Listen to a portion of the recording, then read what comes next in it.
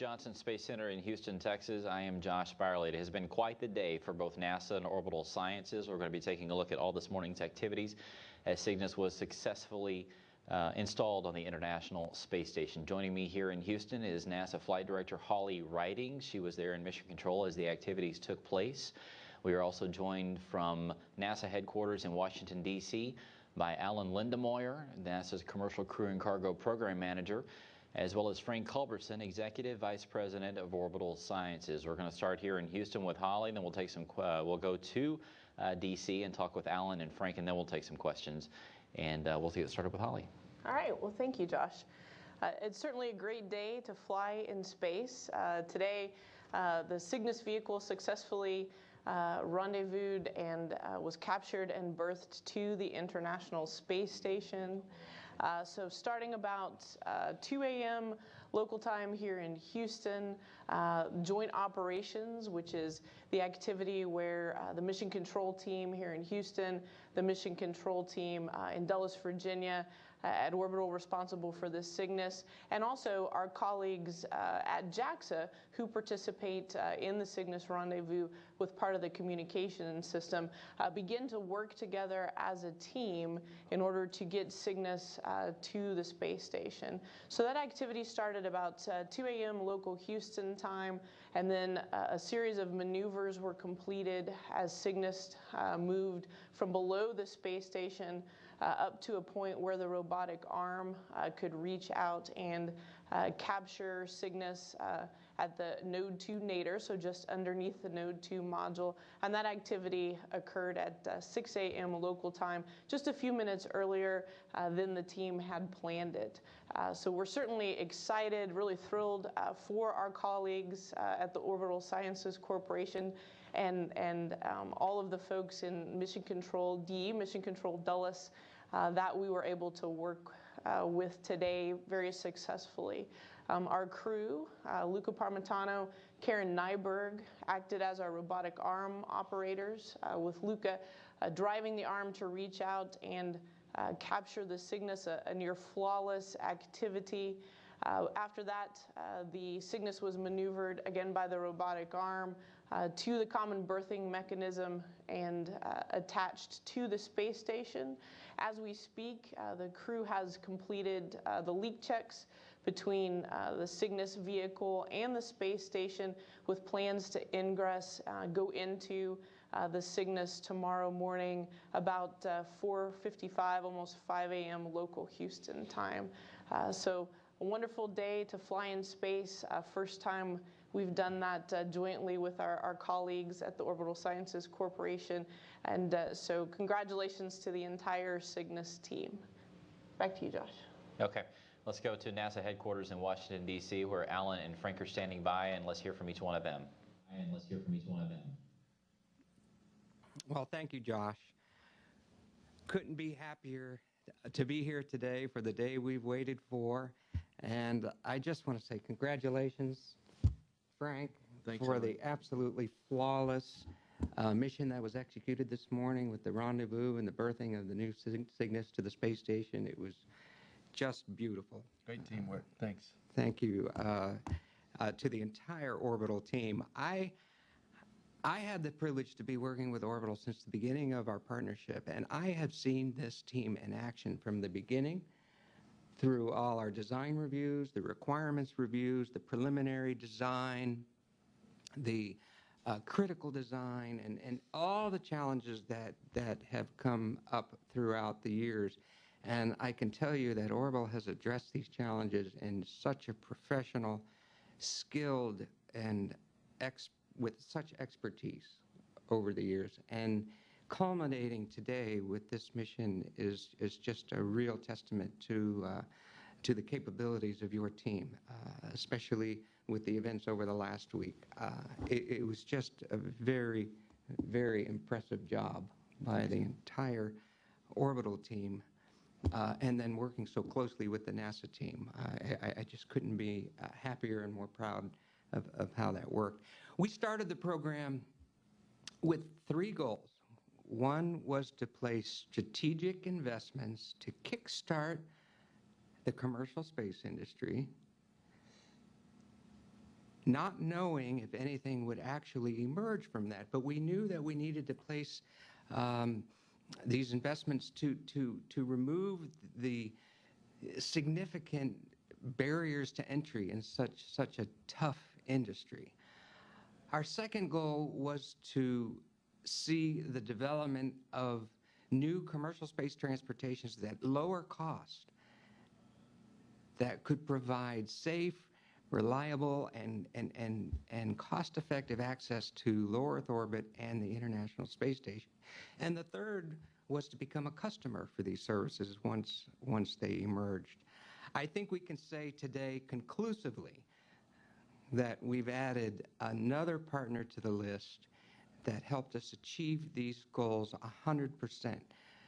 We now have 2 new launch vehicles, 2 new state-of-the-art autonomous spacecraft capable of carrying cargo to manned destinations, human destinations in space, and returning with such critical science and experiments that we need to continue our exploration. 2 new launch pads, 2 new mission controls, and the entire infrastructure to support these new systems. So I think it was a great day, culminating with the successes of the program in meeting those goals. So let me give thanks to my team who worked so hard back in Houston, the International Space Station, all the people at NASA across all the centers. We've reached back over the years to the folks at most all the centers to provide help when Orbital asked for it, or when our team needed a little expertise to do some of our reviews. Thank you to MOD and Courtney, who did such a great job this morning. Of course, Karen and Luca. It was just picture perfect today. Thank you to Charlie and all the NASA leadership who were so patient and believed and provided the support needed, and of course the administration and the Congress who stood with us all these years to help make this such a success. Frank brought us out this morning when we were waiting for the berthing to the top of the Orbital building, and it was a beautiful, crystal clear dawn this morning, and we saw the most beautiful pass of the space station flying overhead along with Cygnus, and it became brighter and brighter, and it was the brightest object in the star this morning, and when it came right overhead, it flashed even brighter as sort of a signal to us saying, we're ready to do this. It really impressed on me how important it is to provide this capability so that we can continue doing that research that's so important to keep us exploring in space. It is critically important, Frank, the system that you provided for us.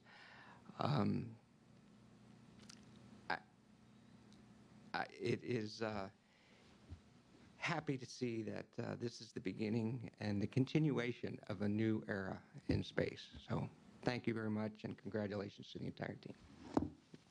Thanks a lot, Alan. And just to continue on what you're saying, you mentioned that the space station is inspiring people to continue the experiments up there. And I want to just point out that this would not have been done without the students and professionals in this country that weren't inspired to go into science, technology, engineering, and math. What you saw today was the product of American education system, and the students, the men and women that are willing to keep going with math when it gets hard, and who are willing to do these kind of jobs that take a lot of patience and a lot of expertise, and some hair pulling and some heartache sometimes, like the last week. But these are the people that will continue to lead this country in technology and continue to lead the world, we hope, in exploration as we continue to support the International Space Station. I could speak for a long time this morning to talk about what's been accomplished and to thank all the people that are involved. It's very difficult to mention everybody. I certainly want to thank Alan and his team, especially Bruce Manners and Kevin Meehan, for all the support they've given us in the long hours. This has been a great public-private partnership, and NASA's investment and interest in this has kept us going. We have a big incentive ahead of us, and that's to execute the cargo resupply service contract, which will be coming. But today, we delivered more cargo on a commercial basis than has ever been delivered to the space station, 700 kilograms. And I know the crew is going to be very happy when they get the hatch open and get a chance to see all the things that are in there, and obviously the things that will keep their mission going. We have a lot of people at Orbital that worked very hard for 5 years or more and worked even harder in the last week to resolve all the issues that needed to be resolved before we completed this activity. It has been a great team effort from the day the Antares launched and certainly that team did a fantastic job of getting us into orbit until today when the people who were really important in finishing this job, the crew, got a hold of it and brought it on board the space station. I want to thank Luca and Karen and the rest of the crew for the great job they did. You can see in the picture here the Cygnus, the spaceship G. David Low, is attached to the space station. The crew will continue all the operations to make sure it's securely attached through the remainder of their workday. And then my understanding is that tomorrow they will open the hatch and do the activities required to begin unloading it. Also, like Alan, I want to thank all of the NASA team, the International Space Station program at Johnson Space Center, and the people who came to work with us as we worked through the issues. Our international partners who had to evaluate what we were doing and make sure that they were comfortable that the approach, the grapple, the berthing were all going to be safe for the station and for their crew members. And, of course, JAXA, who provided a great deal of cooperation and coordination in the proximity system that allowed us to continue the approach. Our subcontractors who provided great hardware for us. Everything worked as advertised. And then, of course, our team that did a fantastic job in mission control and in the back rooms to control this mission, to operate it, and to get through the day.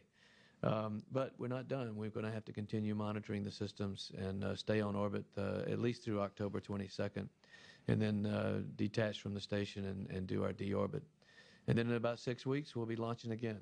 And we're really looking forward to that opportunity to carry even more cargo to the station.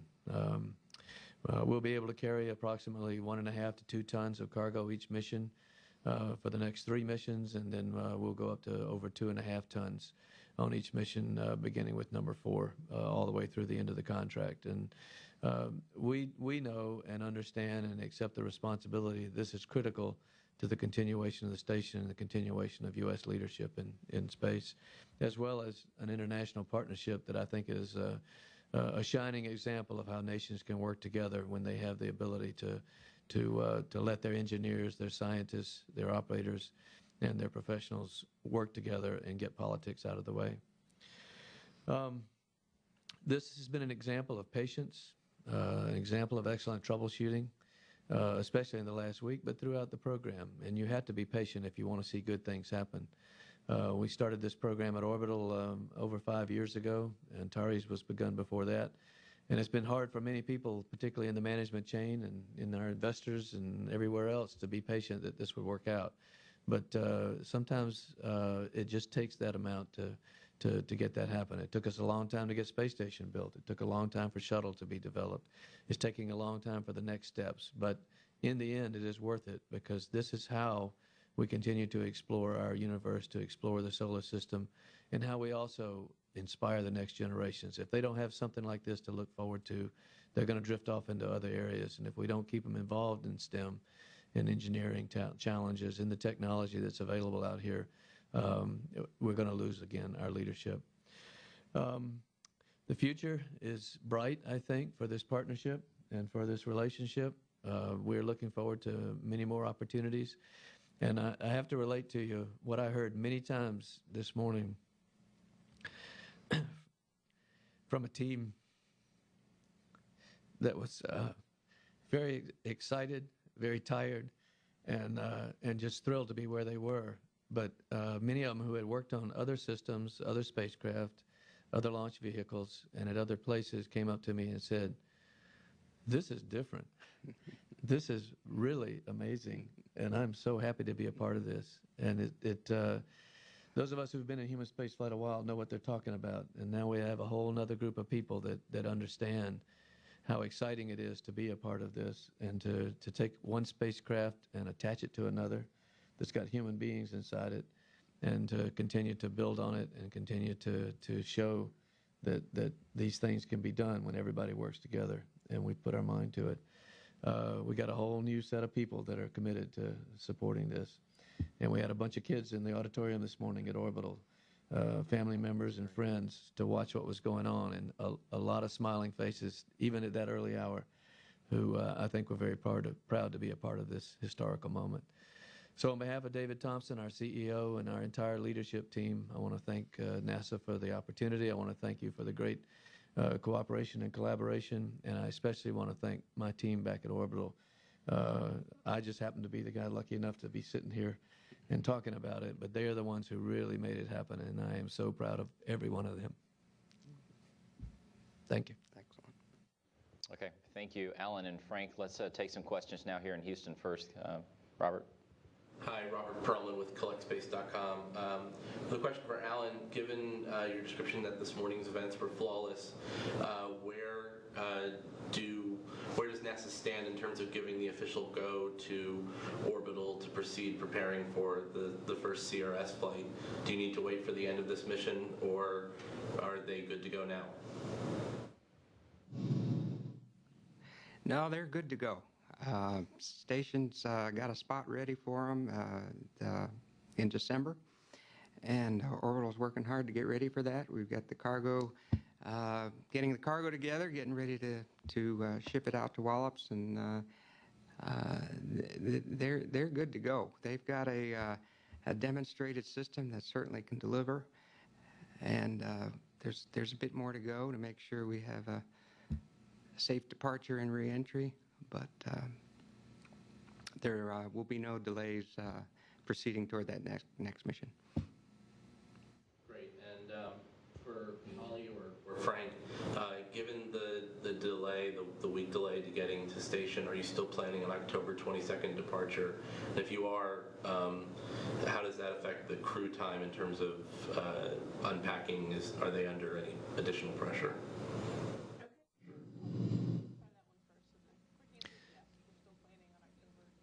Well, you pointed at me, so maybe I should answer. Holly will probably elaborate, but my understanding is that the crew has plenty of time to unload. It's a fairly small load compared to our maximum load, about half or less. So they should be able to make that happen and then load the disposal cargo prior to that date.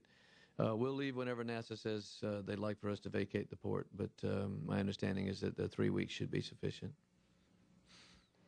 And I'll follow along with what Frank said. 3 weeks we believe is sufficient. The cargo is not completely full, as it will be in future flights. And so right now we are still officially planning the October 22nd release, as was planned pre-launch. Okay, is that it, Robert? Okay, let's go to the phone lines. James Dean with Florida Today. Are you there? Yes, thank you, Josh. Alan, how much of a relief is it for NASA to have two systems proven now? Well, it's a tremendous relief. It's such a feeling of pride and accomplishment to see how well the partnership worked together.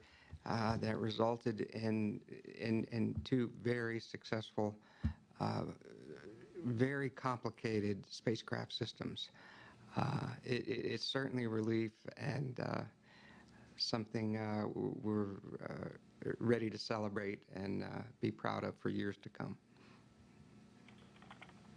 Thanks. I was curious what we might expect to see differently on the first contracted flight in terms of like the nominal duration of the flight until rendezvous, for example. Will that be shorter or about the same? And I was also just curious for if anyone would like to respond. I was curious, just seeing the vehicle come up that looks so much like an MPLM, if you felt any sort of link to the shuttle program that, you know, had a capability you're helping to replace now. Well, to answer the first part of your question, our intent is to rendezvous and be berthed in about half the time that it took for this one, 2 to 3 days. We'll work the schedule out with NASA, but we learned a lot on this one. Part of what we had to do this time was some demonstration maneuvers that ensured that we really could abort, we could hold, we could control the vehicle really to NASA's satisfaction, and that took some time during the entire few days of approach and rendezvous. But so we won't have to do that again, and hopefully we won't have to do another racetrack around the station. So we should be able to get there in 2 to 3 days. And the other part of the question was, again? Thanks. I just, you know, watching the vehicle approach and knowing the heritage to the MPLM, just wondered if you, Mr. Culbertson, or anyone on the NASA side was kind of appreciating a link to the shuttle program past that you're helping to now replace with this cargo capability. Well, having watched a lot of those from both sides, really, but from a lot of different perspectives, and watching the shuttle come aboard during assembly of the station in the early days, and rendezvousing and docking with the Mir, there certainly was a feeling of deja vu. But I have to tell you, it was a little bit like looking at some of the pictures I used to see in the hallways of both JAXA and ESA when they were developing their modules, and they tended to show pictures of them flying in space, in orbit, without the shuttle around them. And I thought, that's really interesting. How are they going to do that? And now we've got a module that looks a lot like both of those, rendezvousing and being attached to the station. So there is a little bit of deja vu on that. I have to say also that one of the things that we were really happy about was the fact that we had a number of scientific experiments, including some student experiments on this mission. And that's a big part of the mission of the space station. And so we're happy to take food and clothing and all, but we want to make sure that we're also able to provide the science and the research that can be accomplished on the station.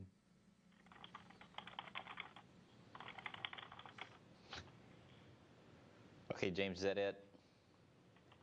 Yep, thanks. Congratulations. All right. Let's go to Doug. Is it Doug Moaning with TMC Net? Did I get that right? Doug Mooney with TMC Net, correct. One question for each. Alan, my question to you is, what's your level of confidence for lessons learned on this program as applied to commercial crew? And my question to Frank would be, you indicated next flight rendezvous will be 2 to 3 days.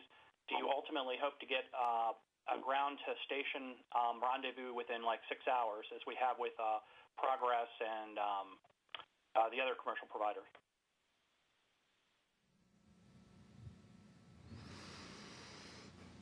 You're on. Right. Well, certainly learned a lot of lessons. This was an experiment of a new way of doing business for NASA in this type of partnership. I think one of the keys was to provide maximum flexibility to the partners so that they could optimize their design, optimize their approach with minimum requirements. So it was important for us to talk about the needs and interests and goals for the program, but let the details and all the specifics be traded within the partner and within the company, so that we could give them the flexibility so that there could be innovations and resulting in lower costs and increased reliability.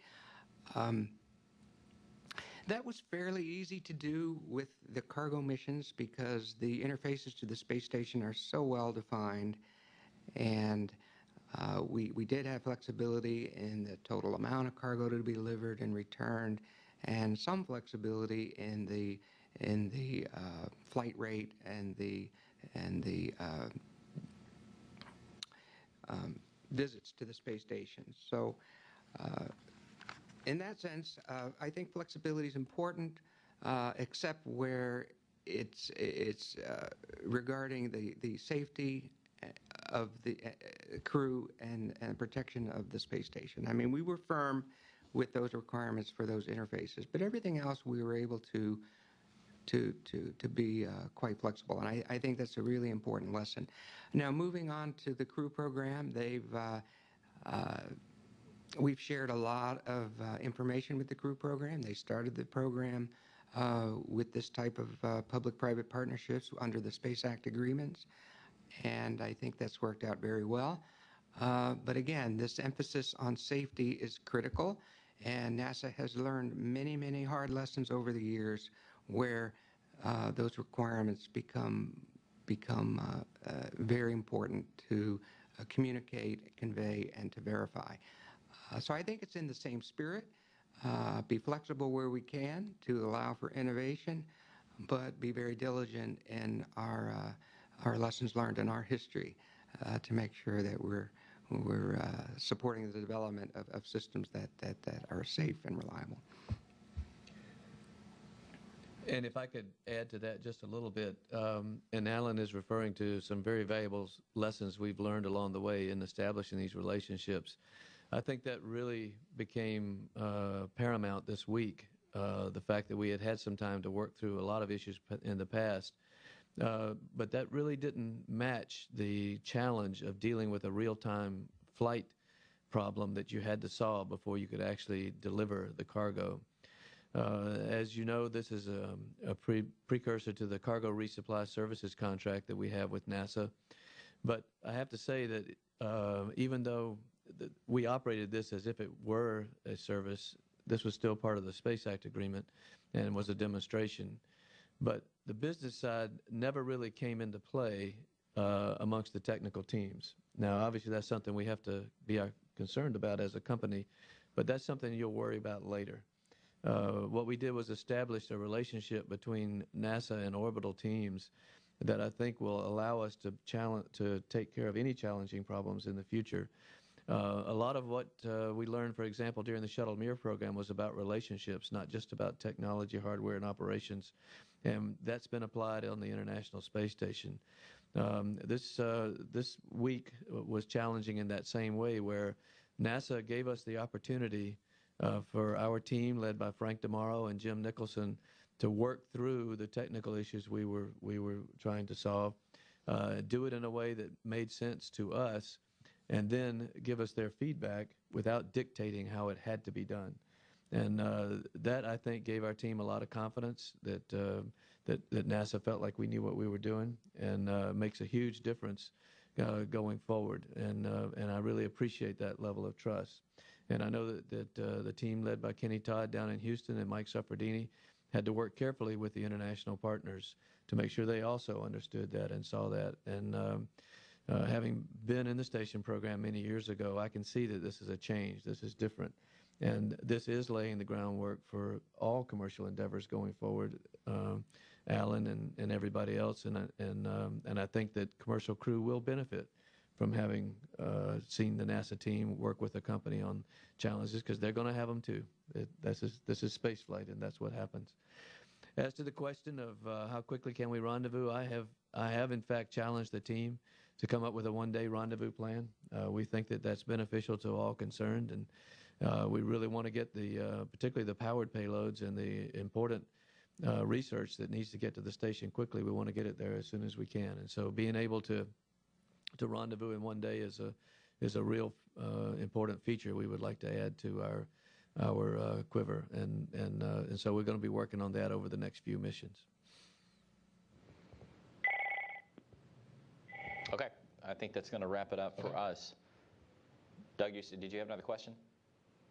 Okay, we're going to wrap up our briefing for today. We thank you for joining us. Of course, for all the latest, just log on to nasa.gov/station. You can also watch Space Station live tomorrow morning at 10 a.m. Central Time, 11 a.m. Eastern Time for coverage of the hatch opening, which, like Holly said, will take place at 4:55 a.m. Central Time or 5:55 a.m. Eastern Time. Again, thank you for joining us. Congratulations to both the NASA team and the Orbital team, and we'll see you back here tomorrow.